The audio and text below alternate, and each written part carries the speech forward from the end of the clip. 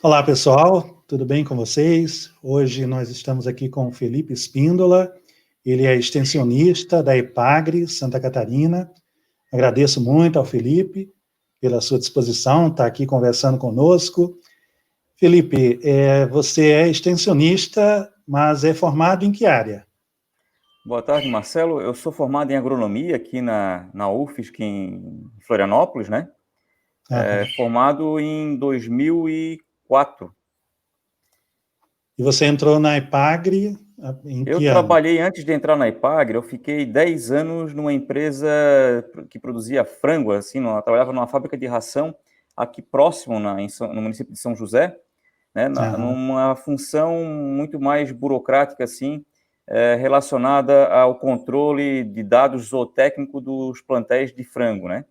E aí, em 2013, eu fiz o... Não, é isso, 2013 eu fiz o concurso, 2014, por volta de agosto, eu comecei na Ipagre, e a Ipagre tem uma coisa interessante que eu acho fundamental, assim, nessas empresas de extensão, que todas deveriam ter, que é um pré-serviço. Então, a gente fica 3 meses apenas recebendo uma nova formação, um conhecimento técnico, conhecimento tanto da área técnica mesmo, produtiva, quanto Uhum. da parte de conteúdos relacionado à metodologia de extensão rural. Então, a gente ficou 3 Bacana. meses conhecendo a própria Ipagre também, que a gente visitou várias Uhum. instituições, várias estações de pesquisa, centros de treinamento por todo o estado, né? E aí, por volta de dezembro de 2014, eu comecei no município de Pedras Grandes e estou lá até então, né? Entendi. E o que te levou à extensão rural? O que despertou teu interesse por essa profissão? Cara, o trabalho na iniciativa privada, eu assim, não tinha essa coisa do contato direto com o agricultor, e o contato que tinha não era um contato muito amigável, né? Porque eu era responsável também, por exemplo, com a tabela de pagamento desses integrados.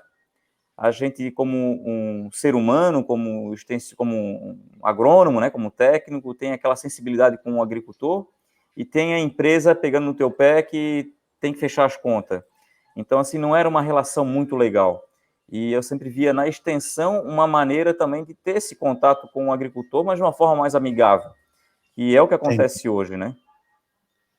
Para o pessoal que não sabe o que significa, o agricultor integrado é aquele que está vinculado a uma empresa, a uma agroindústria, o que No é? meu caso era frango. O agricultor ele era responsável por construir um galpão, né, uma estrutura, botar equipamento, responsável pela mão de obra, pela lenha, pelos cuidados com esse lote de frango. E ele recebia da integradora, uma empresa, o pinto, ração e assistência técnica. Ao final, ele entregava a produção para a empresa e recebia um valor relacionado ao desempenho zootécnico daquele lote, né? Não é bem a lucratividade, mas sim ao desempenho zootécnico. Quanto melhor ele fosse em fazer aquele frango se desenvolver, mais ele ganhava. Mas as relações não são tão justas, porque de um lado a gente tem agricultores desorganizados, e do outro lado uma empresa muito bem organizada. Enquanto a empresa era uma empresa familiar, era interessante trabalhar. O dono mesmo dizia assim, ó, se o agricultor, o integrado falir, nós vamos falir junto, porque nós não produzimos frango, quem produz é ele. Mas ele vendeu a empresa em 2008 para uma multinacional, né? Eu acho que se não é hoje, mas foi a maior empresa de frango. Então, de 2004 a 2008, eu fiquei nessa empresa pequena, Macedo, já fechada, né? De 2008 a 2014, eu fiquei na Tyson, né? Hoje ela não está mais no Brasil, ela é uma empresa internacional, se voltou, mas eu acho que não está mais atuando como atuava antes nesse tipo de trabalho. E com a Tyson, aí as relações eram diferentes. Aí, realmente, eu acho que, em parte, devido a um perfil de gerente, de gestor, que não, assim, quando a gente falava daquela a pequena empresa familiar, o dono sabia que ele precisava do futuro da empresa dele, precisava do futuro do integrado para poder viver o futuro da empresa e da família dele. Quando se torna uma empresa multinacional, ou mesmo uma empresa grande, independente de ser multinacional ou não, o que eu percebo é que os gestores, eles não estão ali naquela empresa há muito tempo e nem vão ficar muito tempo. Eles vão pulando de empresa em empresa nesses cargos como diretor, como gerente, como gestores, e eles ganham um valor a mais por resultado de desempenho da empresa, e às vezes esse resultado de desempenho só enxerga o agora, ele não enxerga o futuro. Então, ele acaba até estimulando essa turma a ter um tipo de trabalho um pouco parecido com um gafanhoto, né? Ele chega no local, explora o máximo possível, porque depois ele vai se mandar para outro lugar. Então, chega no final do ano, o sujeito ganha uma bonificação, um bom resultado pelo desempenho que conseguiu naquele período, mas a gente não considera a coisa a longo prazo, né? Que é o agricultor desestimulado, o resultado começa a cair, né? E aí, quando a gente vai para a extensão rural, que é em Santa Catarina, a IPAGRE, eu acho que hoje é uma referência em extensão rural no Brasil, até pelo estímulo que a gente também tem do próprio Estado. Muitos estados foram deixando mais de lado essa questão da extensão rural, e aqui a gente está bem valorizado.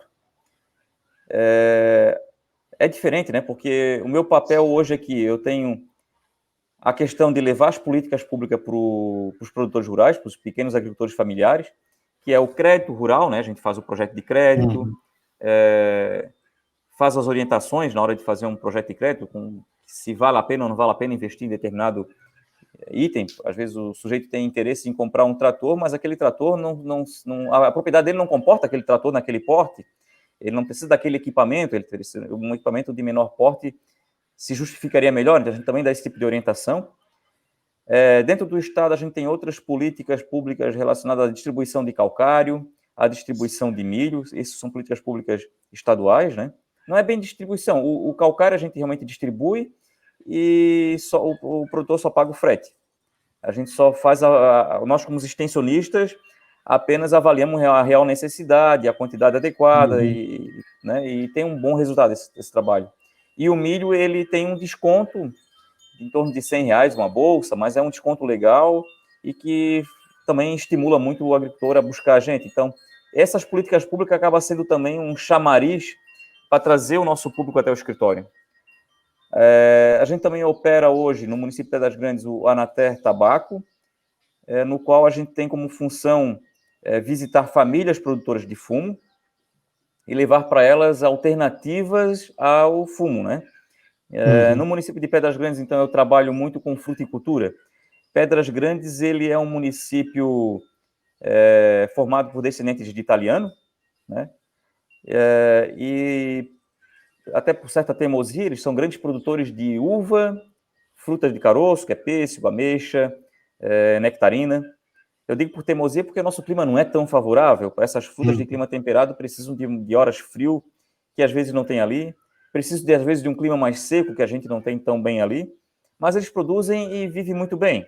E a gente vê isso pelo resultado, pelo padrão de vida deles, né? Isso é uma parte do município. Tinha uma outra parte que estava muito focada no fumo. E aí, por volta de 2015, eu chegando no município, já vi que existia uma sementinha ali relacionada à produção de maracujá. E como a nossa função é estar fomentando esse tipo de coisa, não só ligado ao Anater, né? O Anater é mais um estímulo para a gente estar fazendo esse tipo de trabalho, mas esse trabalho já é anterior ao Anater. Então, eu fazia visitas aos produtores, levando essa possibilidade de eles estar cultivando uma cultura nova de alimento, que era o maracujá. Senti que existia um grande interesse, e naquele ano a gente fez algumas excursões, que é mais uma metodologia de extensão, né? A gente fez uma excursão até uma região que era grande produtora de maracujá, ali na região de Sombrio, para ver o que tinha de melhor na nossa região do litoral sul de Santa Catarina em maracujá. O pessoal que eu levei saiu lá contente. O que a gente viu lá foi produtividades em torno de 20 a 25 toneladas entre os melhores produtores, e a turma saiu de lá dizendo que ia produzir 30 toneladas por hectare. E fazendo conta com 30, se for 30 a R$ 1, vamos ganhar dinheiro, né? E ficaram bem contentes com isso. Mas a gente sempre com o pé atrás, né? O que vai dar disso aí? E o que aconteceu foi que no primeiro ano que eles produziram maracujá, eles já conseguiram uma produtividade em torno de 70 toneladas. Então a gente conseguiu ultrapassar muito. Eu acho que parte disso se deve ao nosso relevo, porque onde a gente foi visitar o relevo, ele é plano, porque é litoral, é praia, né? O solo é areia e o vento castiga muito, aquele vento do mar, né? E Pedras Grandes, ela está a 50 quilômetros do mar e já tem um relevo mais acidentado. Então, eu tenho um argissolo vermelho-amarelo, com mais argila, um teor de argila em torno de 25%, enquanto no litoral é 10%. E eu não tenho o vento batendo direto nas lavouras, que favorece muito, que a lavoura do maracujá ela sofre muito com o vento. Tanto por quebrar galho, como arrancar folhas, frutos, como também provocar problemas fitossanitários, né? Trazer tanto de fora, quanto essas lesões serem a porta de entrada para problemas fitossanitários. Mas tem um outro fator que foi o capricho desses agricultores. Eu não sei se por estar acostumado nesse sistema da fumageira, onde vem um técnico e derruba lá um pacote, mas eles falavam assim para mim, Felipe, meu pai trabalhava com fumo, eu nasci no meio do fumo, eu só sei plantar fumo, isso aí nós vamos quebrar a cara. Muitos diziam isso para mim. Eu só vou fazer o que tu me disser para fazer. Então, eles aceitaram quase que, aí a gente se contradizendo um pouco, um pacote completo, porque eles não fizeram meia fala do que eu propus, assim, né? Todos eles que entraram naquela região ali, no maracujá, eles colocaram o maracujá no sistema de latada, que é diferente do que o maracujá de todo o Brasil, né? A espaldeira é aquela tipo cerquinha e a latada ela é horizontal, né? Então a gente ocupa toda a área. Todo ele botou irrigação, todo ele fez uma análise de solo e fizemos uma correção, levando em consideração os níveis de nutrientes, relação cálcio-magnésio, tudo muito bem feitinho. Então, assim, teve um capricho muito grande por parte deles. E eu acho que isso também foi responsável. A gente, assim, entrou numa região nova, fazendo tudo que tinha de melhor, né? Então, eles acreditaram na IPAGRE, e isso também se deve a uma relação antiga, né, anterior à minha pessoa, de boa relação com a empresa, né, que sempre vem trazendo novidade, trazendo coisa interessante para o agricultor. Então, nessa relação de confiança com a empresa, acaba sendo uma relação de confiança com o técnico que está ali presente, e nessa relação, eles toparam toda essa tecnologia que a gente propôs para eles, né. Em paralelo, a gente tem alguma coisa chamada SPDH, que é o Sistema de Plantio Direto de Hortaliças, que tem esse nome por herança. Às vezes até a gente se pergunta, né, por que esse nome? Mas o SPDH, ele tem um eixo político-pedagógico e tem um eixo técnico-científico, onde no eixo político-pedagógico a gente fala em participação do agricultor, onde não é o técnico que chega lá e impõe o que é o certo, mas existe uma troca de experiências, e isso acontece, porque o agricultor me pergunta, tá, eu uso esse adubo ou uso aquele lá? Eles me ofereceram esse daqui, ó. Vamos fazer um teste, não acredita em mim e não acredita no vendedor que teve aqui. Né? Faz um teste, deixa uma linha com o produto que te oferecer e vê o resultado. E não adianta tu botar tudo desse produto, porque tu nunca vai saber se realmente teve resultado. Então, a gente tem essa questão de estar trazendo o agricultor para participar, né? Existe uma palavra chamada pesquisação, né? Que junta a palavra pesquisa com a ação, onde a gente faz a pesquisa junto com o agricultor. Então, a gente está sempre promovendo esse tipo de pesquisa junto com o agricultor. E isso é o nosso eixo político-pedagógico, que envolve essa questão do agricultor ter independência, tanto da decisão do que fazer na lavoura dele, independência, às vezes, até mesmo de insumos, de estar tentando produzir a própria semente, de produzir a própria muda, de, às vezes, ter o próprio esterco, uma cama de aviário. Então, assim, sempre procurando dar essa independência para o agricultor. Sim. E no técnico científico, aí o SPDH, como diz o próprio nome, ele trabalha com cobertura de solo viva, tentativa, porque nem sempre a gente consegue convencer o agricultor de primeira a não usar herbicidas, sim, está utilizando uma roçadeira, utilizando um rolo-faca para manter a cobertura viva. Então, a gente promove uma biodiversidade dentro daquela área de lavoura, né?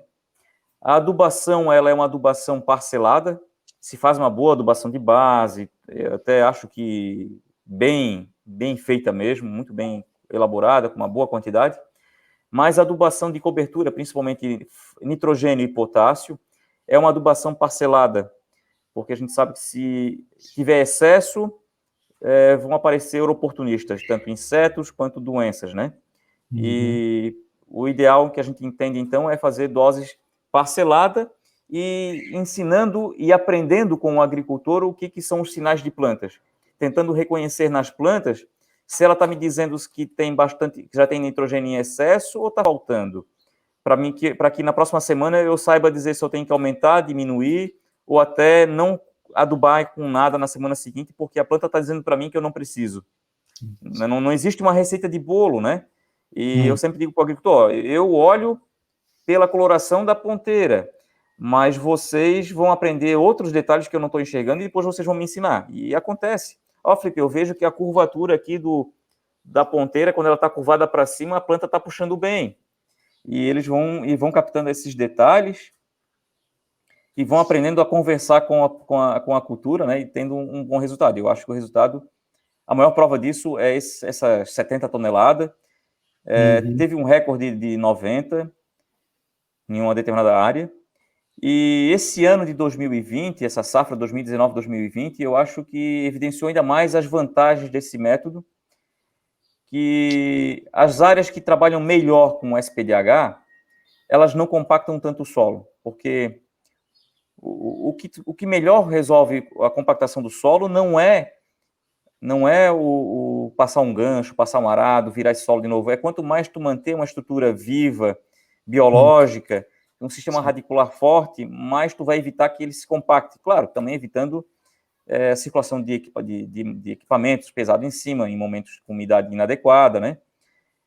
E nas áreas que não trabalham tanto com o sistema de SPDH, eu percebi que a compactação do solo é muito grande. E esse ano, safra, 2019-2020, a gente foi atingido por uma seca muito severa aqui na região, e as áreas em que o SPDH não está sendo bem feito, que não tem uma boa cobertura de solo, que não tem um cuidado tão bom com o solo, a produtividade caiu abaixo de 30 toneladas para 20 toneladas, então foi um prejuízo muito grande.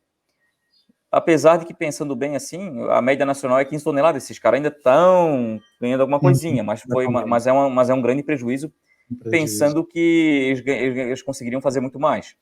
E onde tem o SPDH, a média ficou girando em torno de 50 a 40 toneladas. Caiu porque não tinha água, mas a gente conseguiu segurar mais água naquele solo. A gente tinha um reservatório maior, porque não tem melhor reservatório de água do que o próprio solo. E um solo estruturado, né? Até essa semana, num evento relacionado ao SPDH, teve uma analogia legal, onde o Darlan, que é um técnico da nossa empresa, mostrou um tijolo e um solo bem estruturado e mostrou a composição química dos dois, falando que a composição química do tijolo também era adequada para cultivo, mas que a planta não ia gostar de trabalhar, de viver, de se desenvolver naquele tijolo.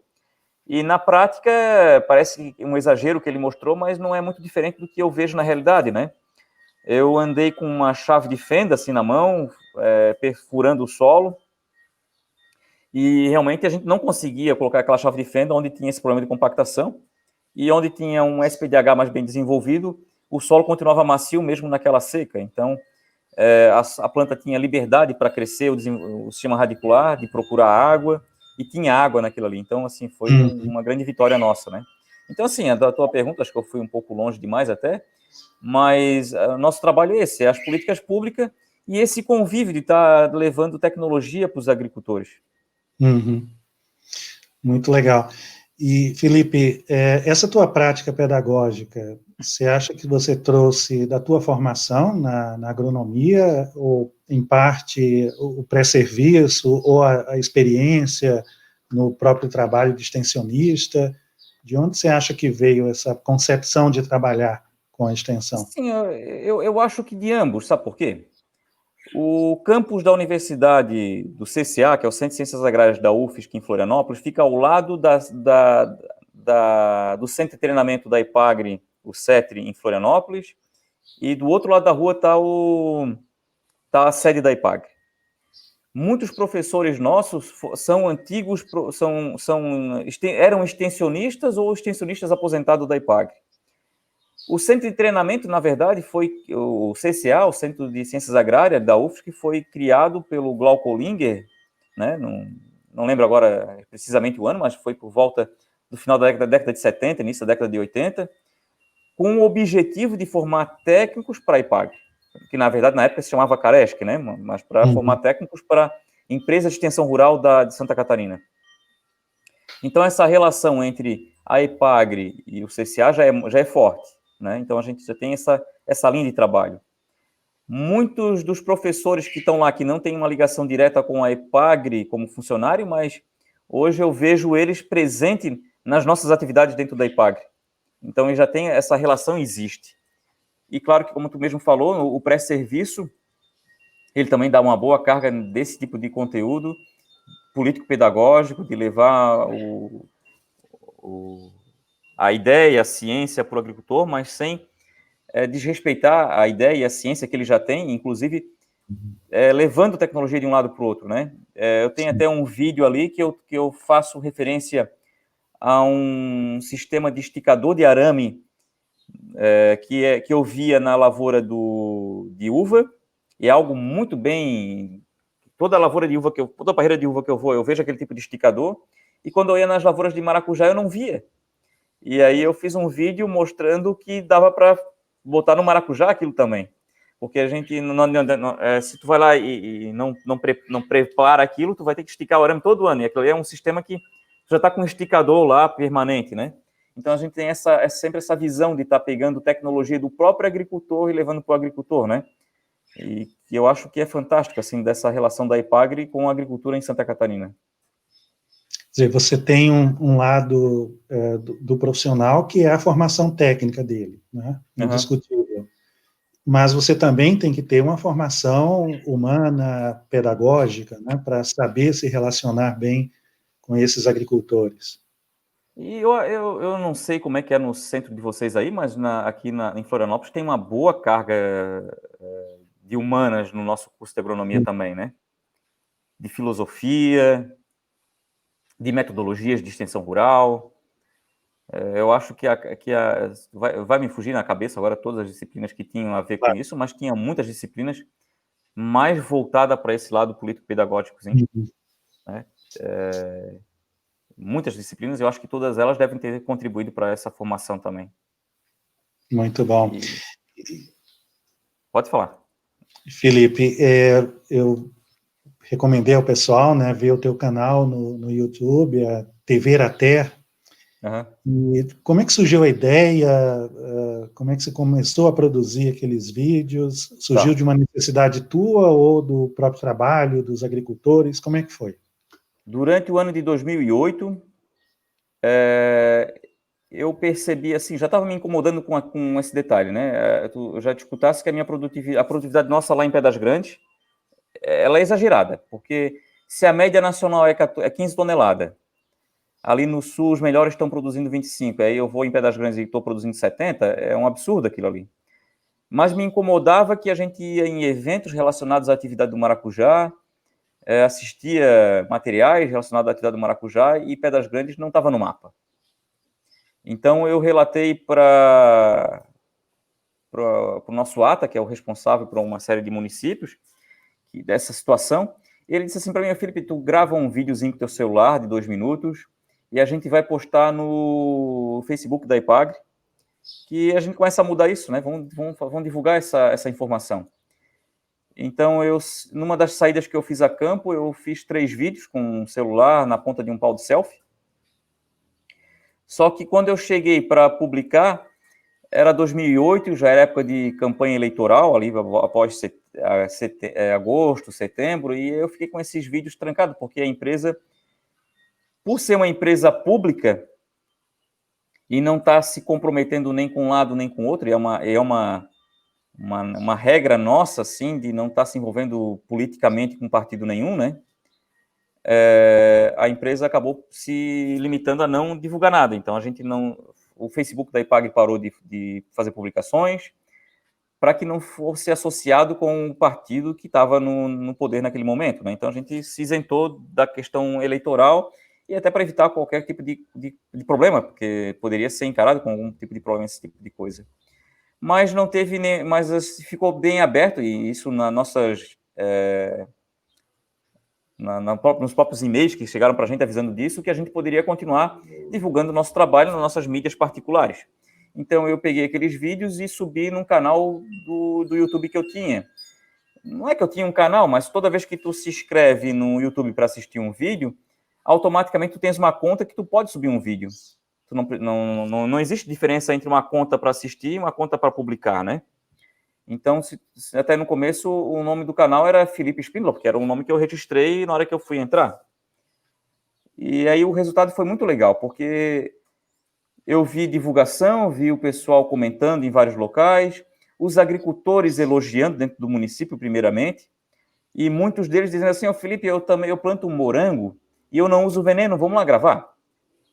Felipe, eu tenho um esticador aqui do arame, Felipe, eu tenho um... E eles começaram a me procurar para mostrar o que eles tinham de legal para mostrar também.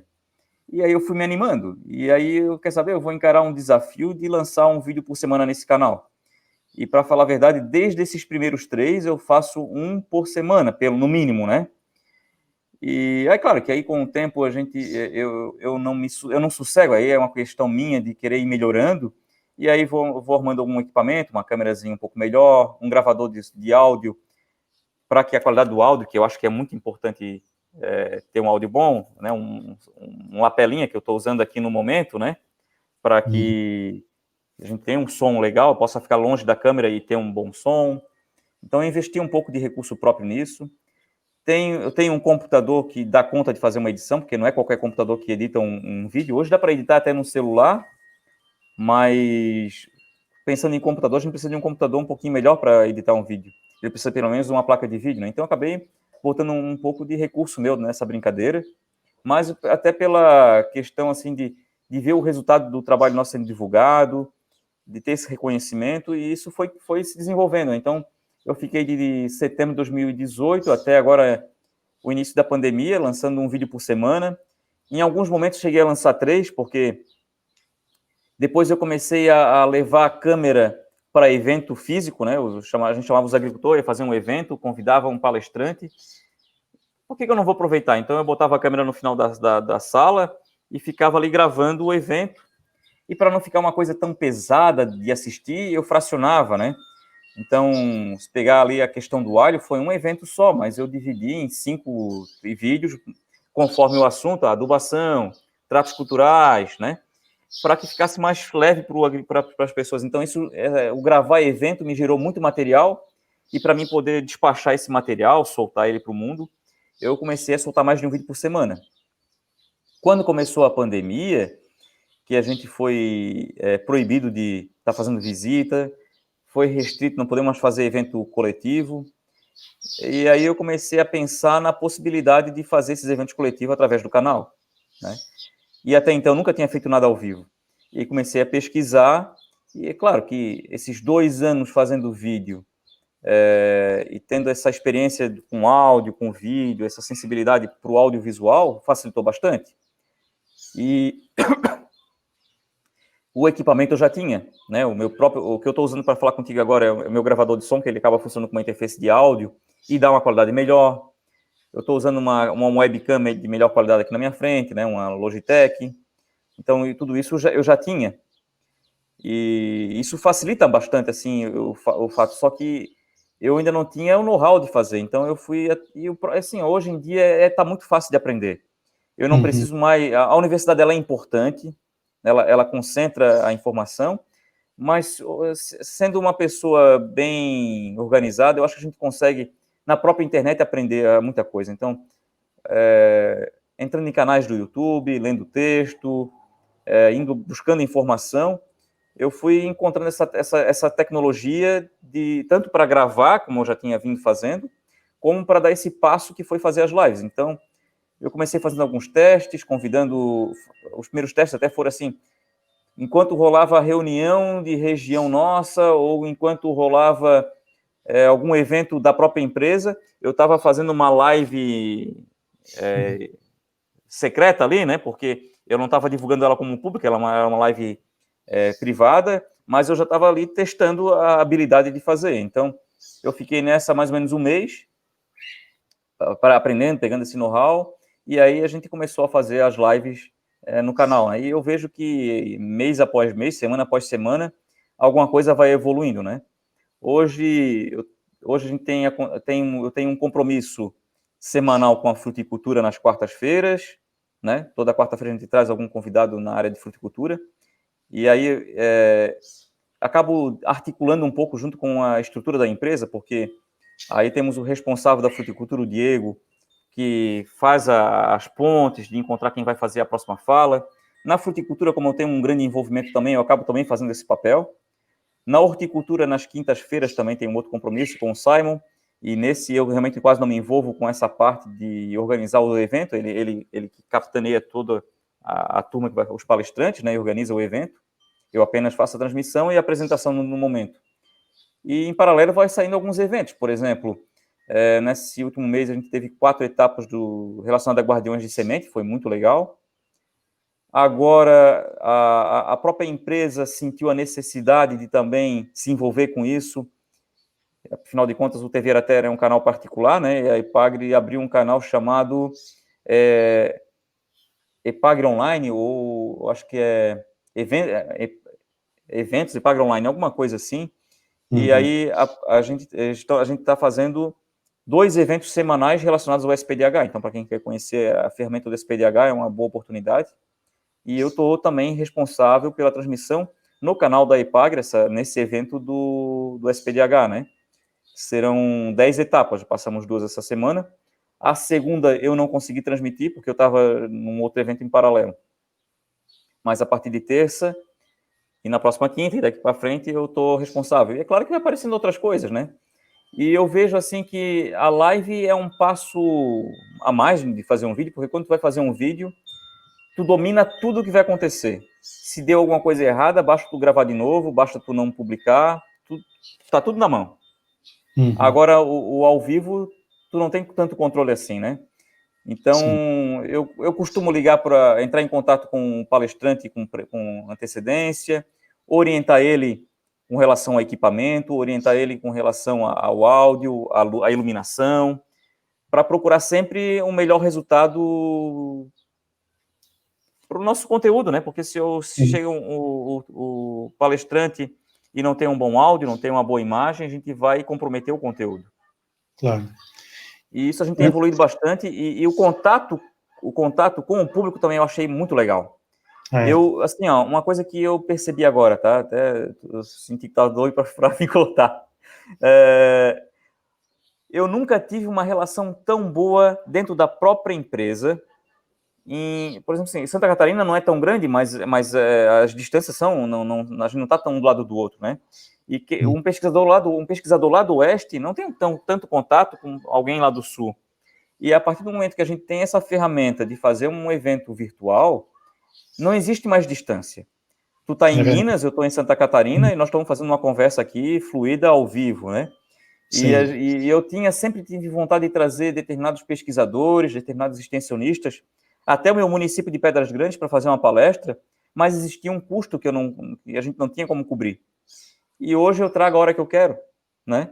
E a cada evento que acontece, a facilidade de eu convidar um outro, ela aumenta. Então, assim, a gente está com o mundo na mão agora, né? É verdade. Eu estava querendo te perguntar, porque você antes falou sobre a relação com os agricultores, né? E a importância da participação, né? Então, a ação extensionista, ela é muito interativa, né? É muito presencial, olho no olho, né? E aí eu queria te perguntar isso, né? Se os agricultores, eles estão participando desses eventos, se você tem contato remoto com eles, ou virtual, e como é que eles reagem?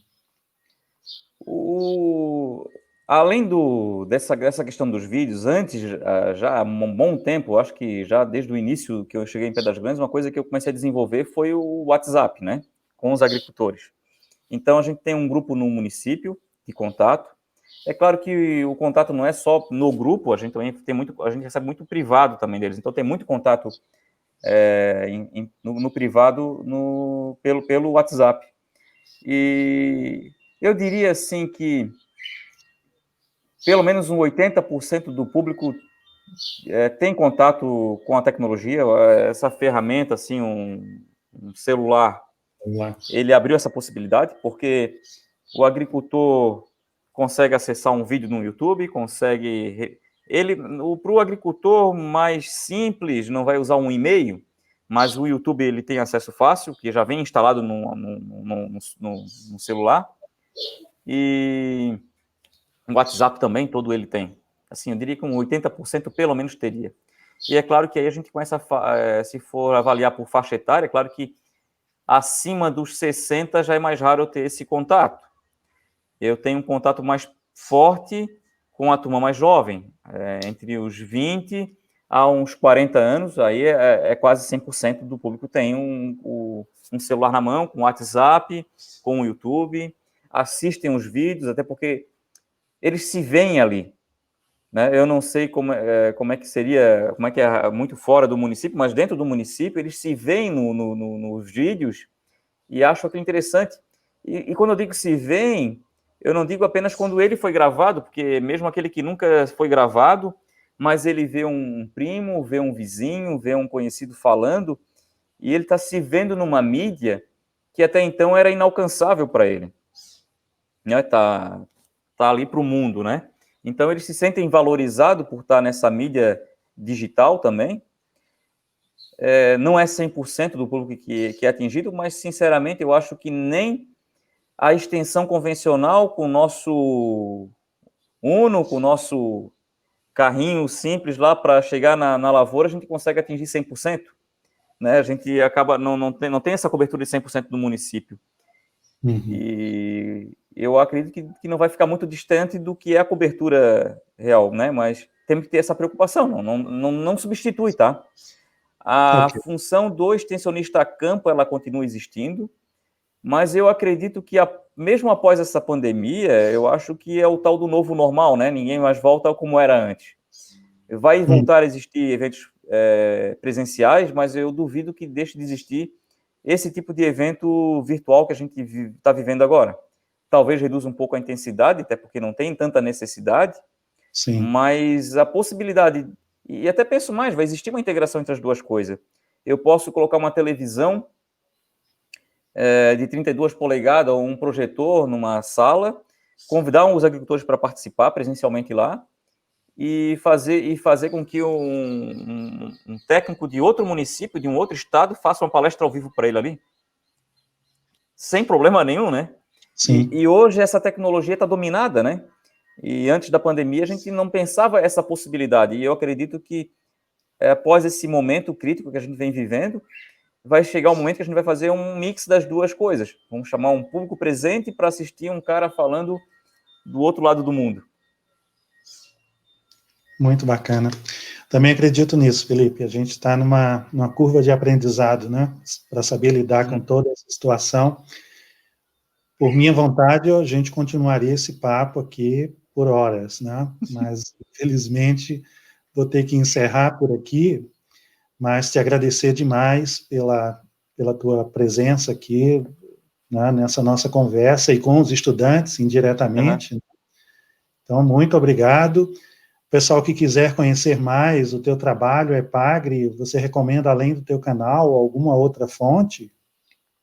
Dá para conhecer também os canais da própria Epagre, né? Tem o Epagre Online e tem o TV Epagre, né? Que tem bastante material, bastante conteúdo. Que legal. Muito obrigado, Felipe. Beleza, valeu.